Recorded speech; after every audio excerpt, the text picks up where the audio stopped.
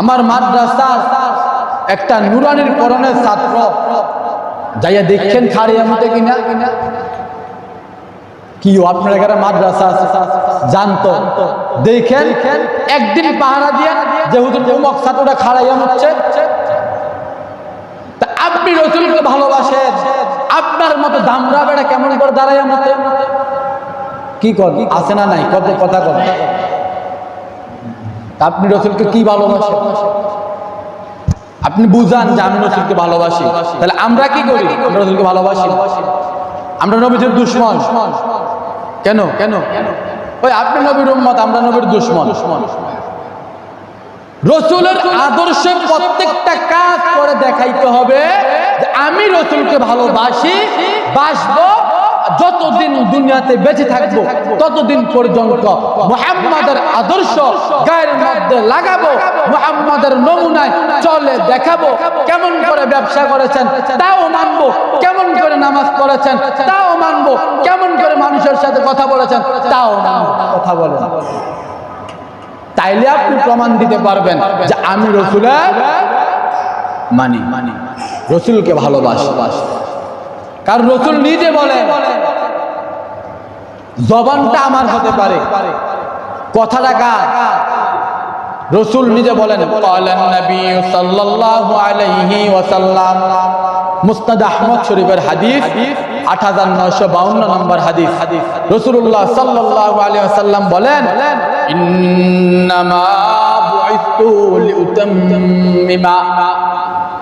ইন্নামা বুইসতু লিউতাম্মিমা মাকারিমাল আখলাক। সুবহানাল্লাহ।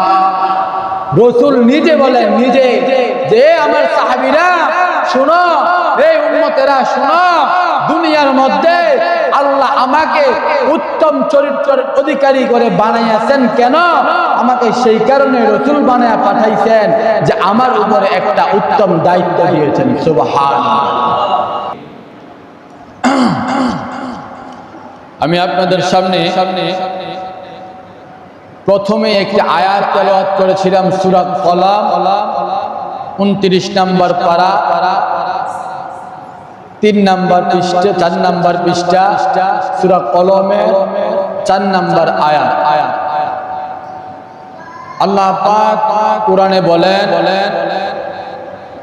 ওয়া ইন্নাকা লাআলা খুলুকিন আযীম।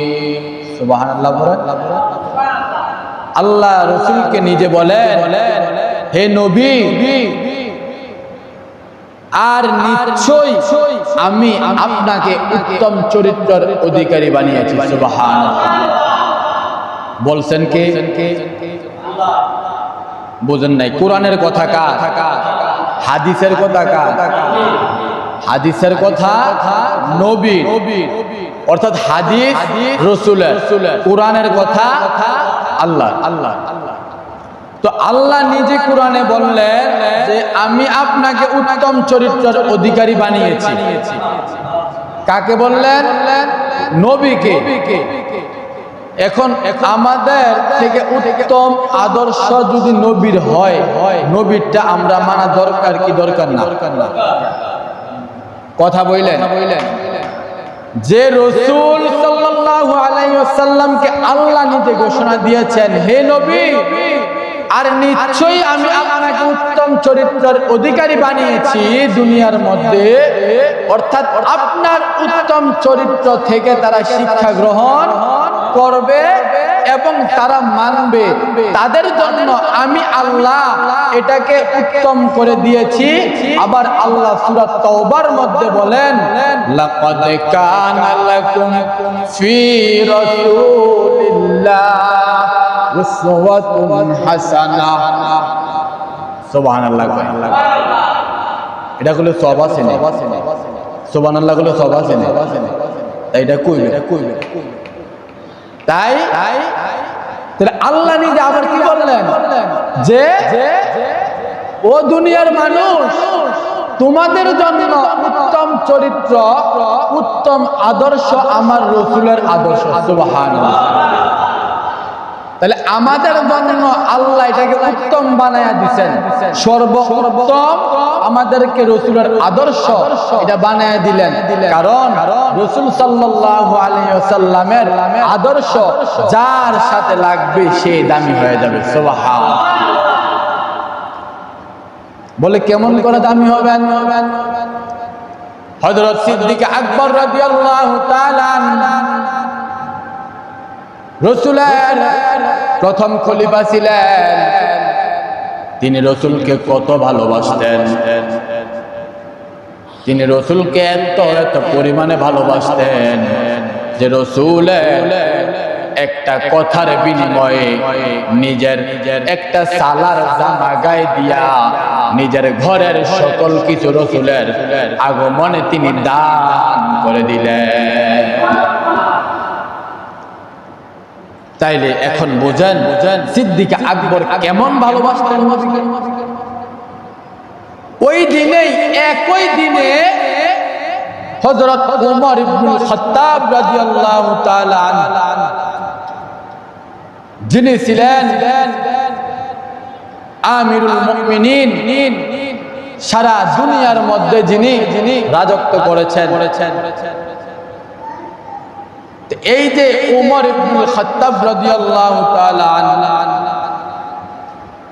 তিনি ওই দিন আবু বকরকে বলেন, ভাই আমার, তুমি ইলমের দিক দিয়েও আগে, নবীকে ভালোবাসার দিক দিয়েও আগে, দানের দিক দিয়েও আগে।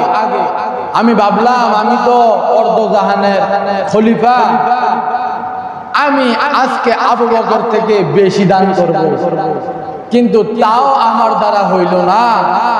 আমি আয়েশা আল্লাহ রাসূলের দরবারে তোমার কাছে হেরে গেলাম। সুবহানাল্লাহ। তা আবু বকর কেমন ভালোবাসতেন? আল্লাহু আকবার। এই ভালোবাসার কারণে সর্বপ্রথম জান্নাতের তালিকার মধ্যে সর্বপ্রথম নাম উঠেছে আবু বকরের। সুবহানাল্লাহ। তাই আপনি আমি রাসূলকে কদ্দুর ভালোবাসি? বলেন, যদি আপনি রাসূলকে ঠিকই ভালোবাসতেন, আপনাকে রাসূলের আদর্শ অনুযায়ী দেখা যায়, আপনার প্রত্যেকটা কাজ রাসূলের আদর্শ মতো দেখা যায়। কথা বলেন না? আপনি রাসূলকে কি ভালোবাসেন আমাকে বুঝান। আপনাদের বুঝান আমি নবীকে ভালোবাসি আর আপনি নবীকে ভালোবাসেন, আমরা কি করি? আমরা 5 ওয়াক্ত নামাজ জামাতের সাথে পড়ি, যেখানেই থাকি চেষ্টা করি নামাজ জামাতে পড়ার জন্য, যাতে না তাকবীরও যাতে না আসে। যেখানেই থাকি না কেন রাসূলের সুন্নাত, প্রস্রাব করে টিস্যু নেওয়া, বাথরুম করে টিস্যু নেওয়া, যেখানেই থাকি না কেন টিস্যু সব সময় পকেটে রাখি। সুন্নাত কার? নবীজির সুন্নাত আপনি কি পরিচয় দেন? আমার মাদ্রাসার একটা নুরানির কোরআনের ছাত্র যাইয়া দেখেন খাড়িয়া মুখে কিনা কি আপনারা যারা মাদ্রাসা জানতো দেখেন, একদিন পাহারা দিয়া যে হুজুর অমুক ছাত্রটা খাড়াইয়া মুছছে, তা আপনি রাসূলকে ভালোবাসেন, আপনার মতো দামরা বেড়া কেমন করে দাঁড়াইয়া মুছে? কি কর আছে না নাই? কত কথা কর। আপনি রাসূলকে কি ভালোবাসেন? আপনি বুঝান যে আমি রাসূলকে ভালোবাসি। তাহলে আমরা কি করি? আমরা রাসূলকে ভালোবাসি, আমরা নবীর দুশমন। কেন? ওই আপনি নবীর উম্মত, আমরা নবীর দুশমন। রাসূলের আদর্শে প্রত্যেকটা কাজ করে দেখাইতে হবে যে আমি রাসূলকে ভালোবাসি, বাসবো, যতদিন দুনিয়াতে বেঁচে থাকবো ততদিন পর্যন্ত মুহাম্মাদের আদর্শ গায়ের মধ্যে লাগাবো, মুহাম্মাদের নমুনায় চলে দেখাবো। কেমন করে ব্যবসা করেছেন তাও মানবো, কেমন করে নামাজ পড়েছেন তাও মানবো, কেমন করে মানুষের সাথে কথা বলেছেন তাও মানবো। কথা বলেন, তাইলে আপনি প্রমাণ দিতে পারবেন যে আমি রাসূলের মানি, রাসূলকে ভালোবাসি। কারণ রাসূল নিজে বলে জবানটা আমার হতে পারে, কথাটা কার? রাসূল নিজে বলেন, ক্বালান নবী সাল্লাল্লাহু আলাইহি ওয়াসাল্লাম, মুসনাদ আহমদ শরীফের হাদিস 8952 নম্বর হাদিস। রাসূলুল্লাহ সাল্লাল্লাহু আলাইহি ওয়াসাল্লাম বলেন, ইন্নামা বুইসতু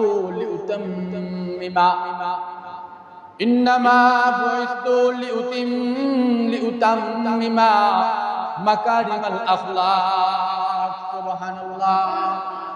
রাসূল নিজে বলেন, নিজে, যে আমার সাহাবীরা শুনো, এই উম্মতেরা শুনো, দুনিয়ার মধ্যে আল্লাহ আমাকে উত্তম চরিত্রের অধিকারী করে বানাইয়াছেন। কেন? আমাকে সেই কারণে রাসূল বানায়া পাঠাইছেন যে আমার উপরে একটা উত্তম দায়িত্ব দিয়েছেন। সুবহানাল্লাহ। রাসূল নিজে বলেন।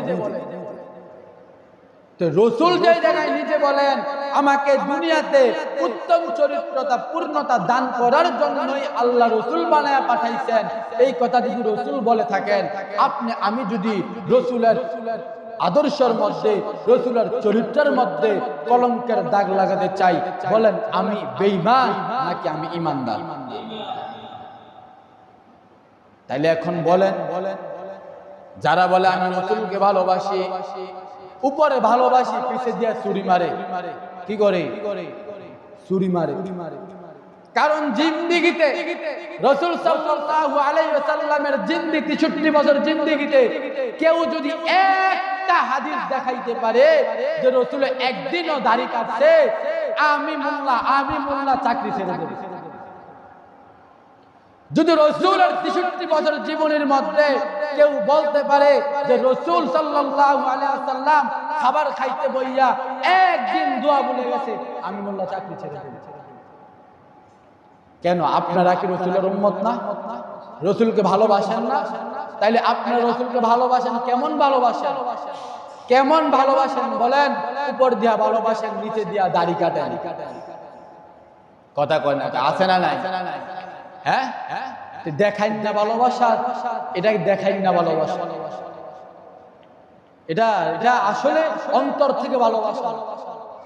আরে আপনি মনে করেন আপনি বাচ্চা দেবেন, আপনি ফাঙ্গাস তেলাপি মাছ খাইয়া আপনি রাসূলকে ভালোবাসবেন উপর দিয়ে, আরে আব্দুল নবীরে ভালোবাসি।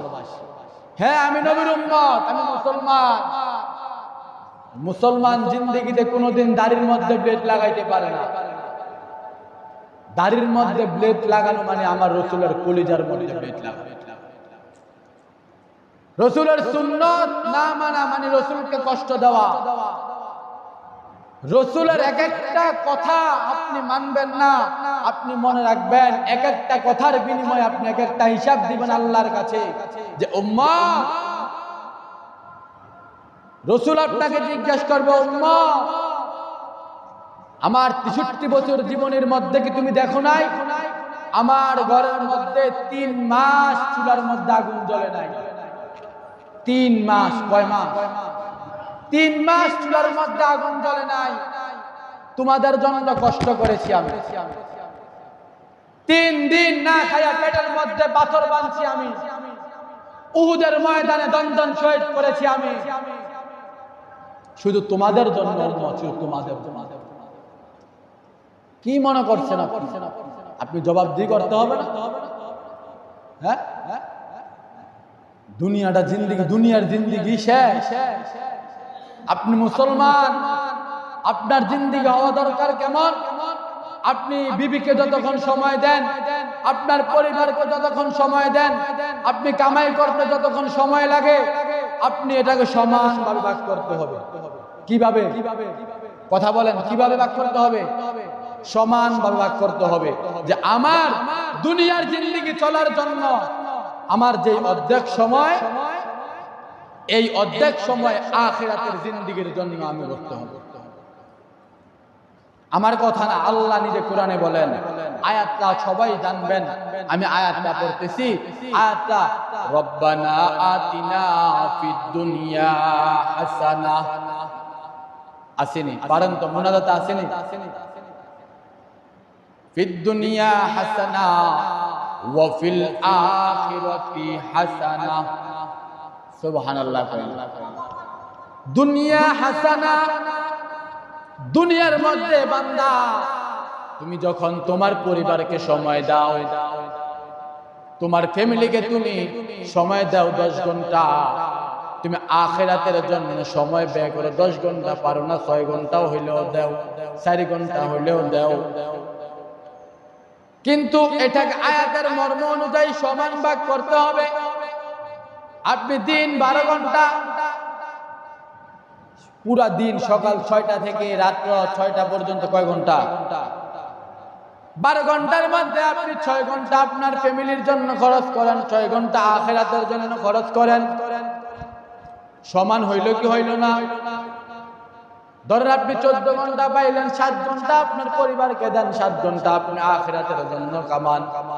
তবে মনে রাখেন, আপনি যে আখিরাতের জন্য কামান না, দুনিয়ার জিন্দেগি পাঙ্গাস তেলাপিয়া ফুলকপি পাতাকপি খাওয়ার জন্য আপনি সুন্দর জীবন 12 ঘন্টা কামাই করেন, অথচ আপনার আখিরাত খালি কিয়ামতের দিন আপনার সন্তান সন্ততি, আপনার জি, আপনার মেয়ে, আপনার বউ, আপনার মা বাপ কেউ কাজে আসবে না। আপনি যদি আখিরাত না কামান, আপনার আখিরাত থাকবে জিরো। যার কারণে কাল কিয়ামতের ময়দানে নবীজি যখন আপনাকে খাতা দেখাইবে, এরে উম্মত এই খাতার মধ্যে কি আমি কি এই কারণে 3 মাস আমার ঘরে চুলার মধ্যে আগুন জ্বালাই নাই, আমি কি সেই কারণে 3 দিন না খেয়ে রইলাম, আমি কি এই কারণে তোমাদের জন্য উহুদের ময়দানে যায় দন্দন শহীদ করলাম, কেন রে উম্মত কি করলা কি করলা? আমি আল্লাহর কাছে কেমন করে সুপারিশ করব তোমার জন্য, কেমন করে শাফাআত কামনা করব? ওই কঠিন হাসরের দিন আপনি ধরা খেয়ে যাবেন। সেই কারণে রাসূল বলেন, তোমরা দুনিয়ার মধ্যে আমার আদর্শ অনুযায়ী চলো, আমি যেমন করে চলেছি। এবার আসেন রাসূল কেমন করে চলেছেন। রাসূলুল্লাহ সাল্লাল্লাহু আলাইহি ওয়াসাল্লাম মানুষের সাথে যখন চলতেন নম্রভাবে কথা বলতেন। সুবহানাল্লাহ। তিনি যখন রাস্তা দিয়ে হেঁটে যাইতেন, তিনাকে গাছের পাতা সহ নাড়াইয়া নাড়াইয়া বাতাস দিত, আকাশের আবেশে তিনাকে সুন্দর করে ছায়া দিতেন। তিনি যখন মানুষকে দেখতেন, যাকেই দেখতেন, ফকির হোক, গরিব হোক, মিসকিন হোক, দেখলে সালাম বিনিময় করতেন আর তাকে জিজ্ঞেস করতেন ভালো মন্দ কেমন আছে, তিনি জিজ্ঞেস করতেন। কিন্তু আমাদের পোড়া কপাল, আমরা ওই নবীর উম্মত হইয়া আমরা রিক্সার ড্রাইভার দেখলে সালাম দিতে লজ্জা বোধ করি। কথা কয় না, ঠিক না? রিক্সার ড্রাইভাররা সালাম দেয় না, ভ্যান গাড়ি চালকের সালাম দেয় না। আল্লাহ কি দেন কেমন মানুষ! হে জন একটা নেতা যে সালাম আলাইকুম কইয়া আমায় এমনি দৌড় দিয়ে যাইব তার ধরনের লাইগা, অথচ রিক্সার ড্রাইভার তার লগে যে হাইটটা যায়, বাপের সমান মুরব্বী, তারে সালাম দেয়। কি কইবেন বলেন? এগুলা হচ্ছে মানুষের নেশা। আপনি আসলে বাস্তব কথা রাসূলুল্লাহ সাল্লাল্লাহু আলাইহি ওয়াসাল্লামের হাদিস অনুযায়ী বলেন যে এই যে একটা শেষ জামানা, এই জামানার কথা রাসূল কি বলেন দেখেন। রাসূলুল্লাহ সাল্লাল্লাহু আলাইহি ওয়াসাল্লামকে ওই যুগেই তো সত্য প্রমাণ করতে খুব কষ্ট হয়ে গেছে, কথা বলেন ঠিক না? রাসূল সাল্লাল্লাহু আলাইহি ওয়াসাল্লামের কাছে আল্লাহ পাক একটা আয়াত নাযিল করলেন। আয়াতটা হলো ওয়া আনজির আশিরাতাকাল আকরাবিন। রাসূলুল্লাহ সাল্লাল্লাহু আলাইহি সাল্লামের কাছে আল্লাহ আয়াত নাযিল করলেন, হে নবী, আপনার নিকট আত্মীয় গোষ্ঠী যারা আছে তাদেরকে আপনি সতর্ক করে দিন। কি করে দিন? সতর্ক করে দিন। কেন সতর্ক করবেন? এই আয়াতটা যখন নাযিল হলো, আল্লাহর পয়গম্বর দৌড়ায় সাফা পাহাড়ের কাছে চলে গেলেন। সুবহানাল্লাহ। কই গেলেন? সাফা পাহাড়ের কাছে। সাফা পাহাড়ে যাইয়া উঠিয়া আল্লাহর পয়গম্বর ডাক দিলেন, ইয়া সাহাবা। সুবহানাল্লাহ। কি বলে ডাক দিছে? ইয়া সাহাবা। অর্থাৎ এটা দিয়া বুঝাইলো বিপদ বিপদ। কেন রে বিপদ? কেন বিপদ? যখন ওই কওমের লোকেরা হাজির হয়ে গেল, হাজির হওয়ার পর নবীজি বলেন, এ আমার কওমের বাসীরা, আমি কি তোমাদেরকে এমন একটা জিনিসের কথা বলবো না যে জিনিসটা ওই পাহাড়ের পিছনে লুকায়িত আছে।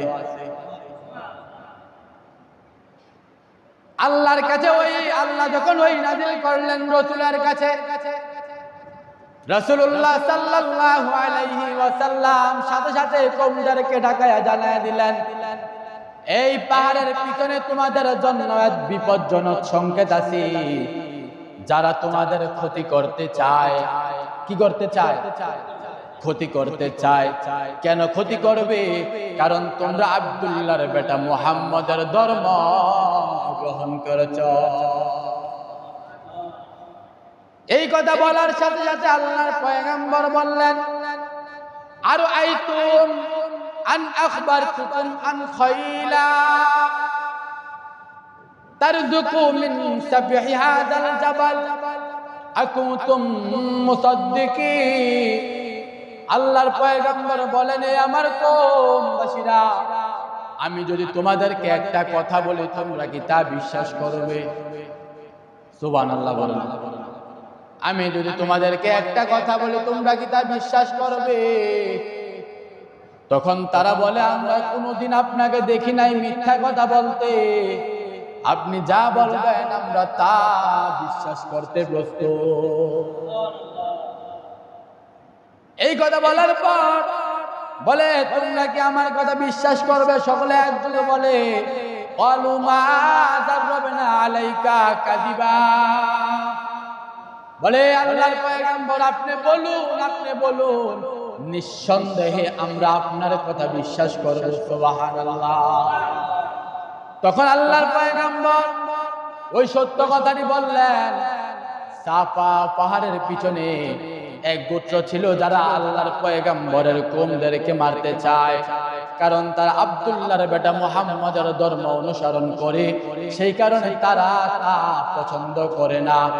আল্লাহ ঠিক তেমনি ভাবে তাদেরকে আল্লাহ পাক ওই নবীজির কওমের সঙ্গে পরাজিত করে দিলেন। কারণ আল্লাহ তো জানেন আল্লাহর বন্ধুর প্রতি কতটুক মায়া দেখাইলে আল্লাহর বন্ধু তার উম্মতের প্রতি কতটুক মায়া দেখা। তাই আপনি আমি যদি রাসূলের কথা অনুযায়ী চলতে যাই, তাইলে আমরা সদা সর্বদা যাকেই দেখব রাসূলের চরিত্রের মতো চরিত্র আমরা অবলম্বন করতে হবে এবং মানতে হবে। এটাকেই আমরা আখিরাত পর্যন্ত চালাইতে হবে। এবার আসেন, টাইম শর্ট, তো আমরা যেই জিনিসটা জানবো যে রাসূল সাল্লাল্লাহু আলাইহি সাল্লাম রসিকতা করতেন। কি করতেন? এই গান বাজনার রসিকতা। আল্লাহর পয়গম্বরের কাছে এক বৃদ্ধ তার খালা আসছে। খালা আসিয়া বলে, গো আল্লাহর নবী, আপনি আল্লাহর কাছে দোয়া করেন যাতে আমি জান্নাতে যাইতে পারি। সুবহানাল্লাহ। আল্লাহর পয়গম্বর রসিকতা করে মুস্কি হাসি দিয়া বলেন, উমকের মা বৃদ্ধ মহিলা কোনদিন জান্নাতে যাবে না। সুবহানাল্লাহ। এবার আম্মা জান আয়েশা রাদিয়াল্লাহু তাআলা আনহা টেনশনে পড়ে গেলেন, হায় রে, কি বলে? আর নবী এটা কি করলেন? ওগো আল্লাহর নবী, তাদের কি দোষ? তারা কেন জান্নাতে যাবে না? আল্লাহর নবী হাসি দেয়া বলে, আয়েশা, তুমি কি কোরআনে পড়োনি? ইন্না আনশানাহুন্না ইনশাআ ফাজআলনাহুন্না আবকারা উরবান আতরাবা। সুবহানাল্লাহ। এ আয়েশা, তুমি কি পড়োনি কোরআনের মধ্যে আল্লাহ যে বলেছে ইন্না আনশানাহুন্না ইনশাআ, আমি জান্নাতি নারীদের বিশেষ রূপে এত সৌন্দর্য রূপে বানিয়েছি, তারা থাকবে চিরকুমারী, আর তারা থাকবে সদা সোহাগিনী। সুবহানাল্লাহ। আর তারা কাজের জন্য থাকবে লিআসহাবিল ইয়ামিন, তারা থাকবে ওই ডান সারির লোকদের জন্য। কোন দিক দিয়ে? কোন লোকদের জন্য? ডান সারির লোকদের জন্য। অর্থাৎ ডান সারির লোক তারা যারা আমার রাসূলের আদর্শ মেনে চলেছে, যারা রাসূলের আদর্শ মেনে চলেছে তারা কোন সারির লোক? ডান সারির লোক। তাদের জন্যই এই নারীকে আল্লাহ পাক জান্নাতে বানায় রেখেছেন। তখন বললেন জান্নাতে, কোন অন্য হাদিসের মধ্যে এসেছে জান্নাতের মধ্যে, সুনানে আবু দাউদের হাদিস, হাদিস নং 2545 নম্বর হাদিস, হাদিসের মধ্যে আসছে জান্নাতের মধ্যে পুরুষ এবং নারী উভয় উঠবে। কেমন বয়স তাদের থাকবে? 30 থেকে 33 বয়স। সুবহানাল্লাহ, 30 থেকে 33 বছর বয়সের মধ্যে তারা থাকবে, তাদেরকে জান্নাতে উঠানো হবে। তো এই দেখেন রাসূল সাল্লাল্লাহু আলাইহি সাল্লামের হাদিস অনুযায়ী এবং কোরআনের আয়াত অনুযায়ী আমরা যতটুকু আজকে বুঝলাম যে রাসূলের সিরাতের 4র্থ পর্বতে আমরা কি বুঝলাম? যে রাসূলের আদর্শ যে ব্যক্তি মানবে ওই ব্যক্তির জন্যই কাল কিয়ামতের ময়দানে আল্লাহ জান্নাত বনিষ্ঠ করে রেখেছেন। এবং ওই জান্নাতের মধ্যে তার দুনিয়ার কি নারী, ওই দুনিয়ার থেকে অবয়ব সুন্দর, অনেক সুন্দর, যার যে একটা নারী আপনি যদি তার উপরে 70টা কম্বল দিয়া পেছান তারপরেও তার সৌন্দর্য দুনিয়াতে প্রকাশ পাবে। সুবহানাল্লাহ, এমন নারী আপনার জন্য ব্যবস্থা করে রেখেছে। তাইলে আপনি আমি অবশ্যই অবশ্যই রাসূলের আদেশ মানার চেষ্টা করব। আর কেমন চেষ্টা করব? রাসূল সাল্লাল্লাহু আলাইহি সাল্লাম বলেন আকমালুল মুমিনিনা ঈমানা ওয়া আহসানুহুম খুলুকা, যে ব্যক্তির চরিত্র যত উত্তম তার ঈমান তত পরিপূর্ণ। সুবহানাল্লাহ। আল্লাহ যেন আমাদেরকে রাসূলের আদর্শ, রাসূলের হুকুম, রাসূলের তরিকা, রাসূলের সুন্নাত, রাসূলের প্রত্যেকটা কথা মেনে চলার তৌফিক দান করে। সকলে পড়ি আমিন। ওয়া আখির দাওয়ানা আনিল হামদুলিল্লাহি রাব্বিল আলামিন। আসসালামু আলাইকুম ওয়া রাহমাতুল্লাহি ওয়া বারাকাতুহু।